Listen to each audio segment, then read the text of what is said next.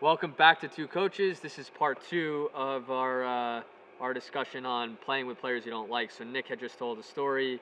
Baha got cut off about to respond to it. So let's hear your response to the story. If you want to do a quick recap for those who didn't watch it. Yeah, if Nick wants to do a quick Sure. recap of the story, I guess, just really quick. So quick synopsis of my story is player night. He was very technically gifted. He ended up getting drafted this year in the second round by Minnesota. He was a little bit of a softer mentality, a kind of guy who put his head down when things didn't go his way. I used to get on him a lot at practice. And one day after the season, and when we knew he was transferring out to kind of pursue better options, he kind of came up to me and told me that he really appreciated all the times I got on him and helped change his mentality to a more professional one, to kind of start digging in a little bit more and play a little harder at all times. Take a seat. It brings a tear to my eye. It's a good story, and it kind of does prove your point. And it's, Not kinda. Okay. It totally proves my point. That's one story. It's literally here's- as if you didn't make it up, right? No. It's as if he made it up to Thomas prove my Devalardi. point. Yeah. Thomas Devalardi. Look him up. Google him. From France. Minnesota. Listen, that really is a great point. All I'm saying is, perhaps that was the right moment and the right age for that player to have had a teammate like Nick, is my point. Sure. Maybe had it been a couple of years prior to that, it might have not allowed him to excel to the point where it did. That's what I'm trying to say. But there's all these maybes. Also, maybe if he did it at a younger age, he would have had that mentality sooner. When he got to play with Nick, he would have already had that mentality, and now he'd be playing somewhere better than Minnesota. I mean, right. like, but exactly, it could go both ways. Is my point. It could go both ways. So you don't know. It's like you don't know, like, And where the line is to cross the line unless you get. By to the way, line. what Nick really was telling that player was also to have a positive reaction from something that negative occurred. Like, let's say he lost the ball, whatever, his head is down. Nick is trying to get him to be positive again. Like, Nick wasn't necessarily belittling him or yelling at him in that sense. But he was like, yeah, maybe he was raising his voice, but it was a positive. But why does everyone take yelling as it's negative? Exactly. It's not always. So why don't we maybe talk about that? But as far as the point is a negative point. You still get on somebody. It's the idea of yelling at them and getting on them. It doesn't. Well, you it doesn't can't mean just sum it up that way, because some people are gonna hear getting on somebody and they're gonna think, oh man, I could rip this player apart whenever I want because coach said it's good to get on people, and that's not what it is. But that's coaching. Then you explain to them. That's coaching. Right, but you started off this topic that way, and I'm pretty sure a lot of people did take it as a negative. But that's on them. Like if you're one of my players, guarantee. Which, by the way, we have one of my players here, Scott, who's just on. If I call him over here right now and I ask him about what type of mentality I demanded of my players and how you could handle them, he wouldn't tell you that you could just yell and like insult people and be negative all the time. But don't you feel like that's what you're implying sometimes? No, because the conversation that I have with you about like the general topic is not the detailed conversation that I have with my players about how I'm building the culture. Exactly. It's different. Right, but when we start this topic as, is it okay to get on a teammate and yell at him? Yes.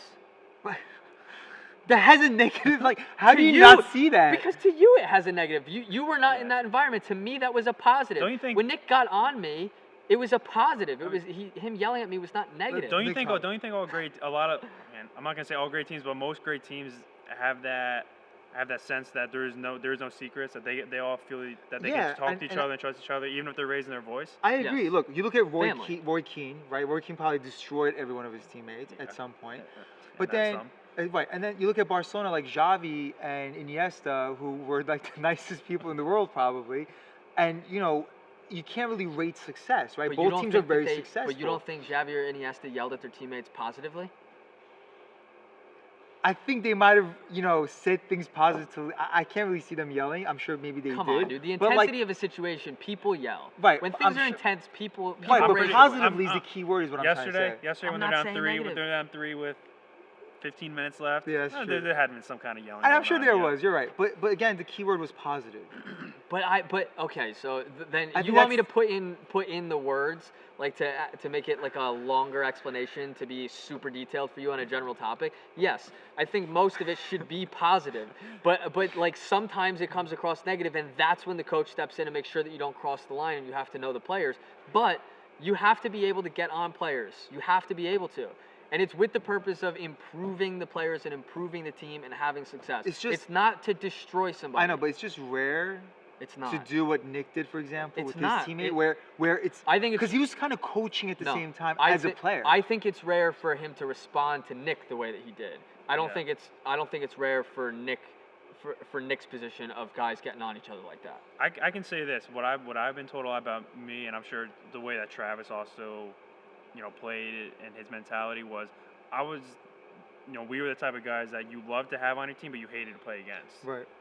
Because God, even if I'm yelling at you, you know it's for the right reasons. You know it's because I have your Right. back. It's because I want to win. We have that common goal. Even if I don't like you, we still have a common goal. Whereas if I'm playing against you, you hate it because I'm gonna go do whatever I have to do to go win. Yeah. Right. And I think even the same way that not even mentality-wise, I think that even comes down to like the person and the ability. I'm sure I played with guys that didn't like me, but I guarantee you, as much as I may have lost the ball in a game, if you saw me 1v1 in the attacking third, you were gonna bet on me. You were gonna be like, oh yes, we got him 1v1. Right. Like that's what you wanted. Like those moments, you have to identify the player with their ability and everything on the field more so than you have to do with whether or not you like them off the field. Right. I think that's the general idea that I have with that topic. I think it should be, and from a young age, because I don't know, like, when is the right time to really learn it. I think the younger the better, because by the time they get to high school, college, it's natural. They don't have to be, they're not in the learning stages anymore. They know, like, what's expected. Yeah, I mean, I think it's agree to disagree. Oh, I hate the agree to disagree thing. Kills me because that's just I don't. Feel I'm like not gonna agree with you. I don't want to feel. I don't feel like arguing anymore. No, because I just don't know because I'm not. Can you say? All right, so we have a field here, right? I know you might not be able to see this at home, but we got a field here, right? 120 by 80. We got these lines. Yeah, I'm when with you're you. inside the lines, there is a completely different mentality than when you're outside the lines. Absolutely, So, I agree with that. right, so can you play with players that you don't like, even if even if you don't like them, you can still play with them and hear and get on each other. Right. And then you don't have to talk outside the. I agree, outside but the And your lines. you know what? standard It and your depends. standard here is what allows you to get on somebody. Yeah, but you know what? It's also like I understand what you're saying. I do, but like, look, when I was a senior, for example, right? We need to win a game to get into the counties, and because we're like right around 500, and there was 8 minutes left. The score was 0-0. I scored. Everyone's going insane. I didn't even celebrate or smile or anything because I hated my teammates. I'm like, shit, I scored. Now we're gonna make the counties. Like I didn't like that. That was my. I'm sorry. Like what I'm saying is you're gonna have players with that mentality, and you can call it soft. That's fine, but you shouldn't leave those players behind. Is what I'm trying to say. It's okay to get on each other depending on the mentalities and the Yeah, players you have. But you need to like but your players teams- at that age are not gonna recognize, like this. We right. can't talk to them the If same you way. leave it totally up to the players, yes. But if you had grew up in a culture, if your coach had Maybe- created right, a culture, right, then it right. wouldn't have been that Okay, way. so how about this? I guess like I whichever played one. with players that I hated. I mean, like I legitimately played with players that I was like, oh, I can't believe I have to share a field with this guy. But what am I gonna not give him the ball in the right moment? Right. And if And I if you're mess used to up, that if I mess environment, up right, and like he right. yells at me, what am I gonna be like? Oh well, I don't like you and like react personally. How that's not helping Right. anybody. If you had been brought up in that environment and you're used to it and that culture was set in place, then you're right. I guess as a coach, and this is a different conversation, but you gotta believe in a philosophy, and you gotta build a culture that complements it from early on. Right, and that's the And coaching. that's the coaching. And then the players have aspect to then. operate within that. Right. That's what I think. So I'm not saying. So what you're saying now, I see. Like it's not necessarily wrong at all, if the player was used to that culture and brought up in that culture. Right, but I think it's the coach's job to get them used to that and to build that culture. if that's the coach's belief. Here's our next topic. Yes. Let me give you a preview of our next topic that I just thought of. Because I think we coach now, and no doubt technical ability and all that stuff is super important. We need to focus on that a lot, and we do as coaches, youth development coaches. But there's something to be said for that winning mentality. Where is that coming from? Oh yeah. I learned it from an environment with coaches. Like we played for, well, you didn't, but me and your brother played for Peter Kelly. We hated it.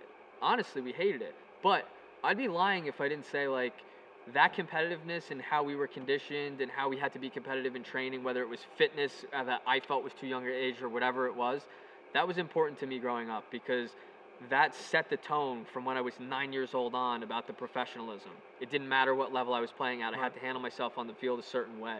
And I think that was important. And I don't think enough coaches do that. I think it's too much of development we're teaching development. We don't have to teach development. You create an environment to develop players. Players don't need to understand their development. They just need to go and play. That's what it should be. So we should talk about that. Yeah, no, I agree. Development. All right. I'm not gonna disagree with that. Anything else? No, I think that's good. Nick, anything you want to add as far as do you feel like you were brought up in that culture really quick, by the way? Yeah, Okay. I was definitely brought up in that culture. Okay. More than I was, by the way. Yeah. My father. He's a DiSomma. I mean, I'm not kidding you.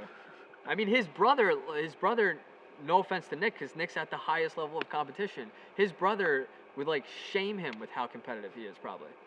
His brother's doing And he the played at a Spartan higher races level. and stuff. Nick ended up at a higher level than his brother did, yeah. Yeah, but I mean, part of that is you know, do you think it's because Nick was nicer?